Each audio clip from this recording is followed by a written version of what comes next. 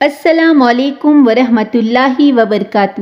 میرے چینل پہ آپ سب کو خوش آمدید۔ ایک آدمی امام ابو حنیفہ رحمۃ اللہ علیہ کے پاس آیا اور ایک عجیب و غریب سوال کیا کہ آپ اس شخص کے بارے میں کیا کہتے ہو جو بن دیکھے گواہی دیتا ہو، یہود و نصارہ کے قول کی تصدیق کرتا ہو، اللہ کی رحمت سے دور بھاگتا ہو، بغیر ذبح کے کھا لیتا ہو، جس کی طرف اللہ نے بلایا ہو اس کی پرواہ نہ کرتا ہو، جس سے اللہ نے ڈرایا ہو اس کا خوف نہ رکھتا ہو، فتنے کو محبوب رکھتا ہو۔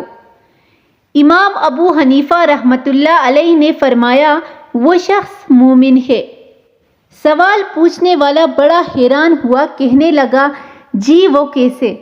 فرمایا دیکھو تم نے کہا بن دیکھے گواہی دیتا ہو، تو مومن اپنے پروردگار کی بن دیکھے گواہی دیتا ہے۔ تم نے کہا کہ یہود و نصارہ کے قول کی تصدیق کرتا ہو۔ قرآن میں آیا ہے یہود کہتے ہیں نصرانی حق پر نہیں، اور نصرانی کہتے ہیں کہ یہود حق پر نہیں، تو مومن ان دونوں کے اس قول کی تصدیق کرتا ہے۔ تم نے کہا اللہ کی رحمت سے دور بھاگتا ہے، تو دیکھو بارش اللہ کی رحمت ہے، اور بارش سے تو ہر بندہ بھاگتا ہے کہ کہیں کپڑے نہ بھیگ جائے۔ دیکھو تم نے کہا بغیر ذبح کیے کھاتا ہے، تو مچھلی بھی تو بغیر ذبح کے ہوتی ہے، اس کو تو ہر بندہ مزے لے لے کر کھاتا ہے۔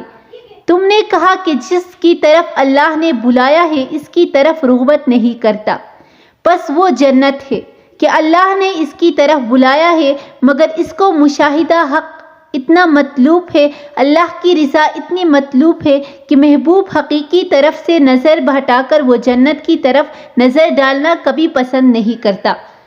تم نے کہا کہ جس سے اللہ نے ڈرایا ہے اس سے وہ ڈرتا نہیں، تو وہ دوزخ ہے، اس کو اپنے محبوب کی ناراضگی کی اتنی فکر رہتی ہے کہ جہنم میں جلنے کی پرواہ نہیں کرتا۔ تم نے کہا اسے فتنہ محبوب ہے، پس اولاد کو قرآن میں فتنہ کہا گیا ہے، اور اولاد سے ہر شخص کو فطری محبت ہوتی ہے، پس وہ مومن ہے۔ سوال پوچھنے والے امام ابو حنیفہ کی ذہانت اور علم پر حیران رہ گیا۔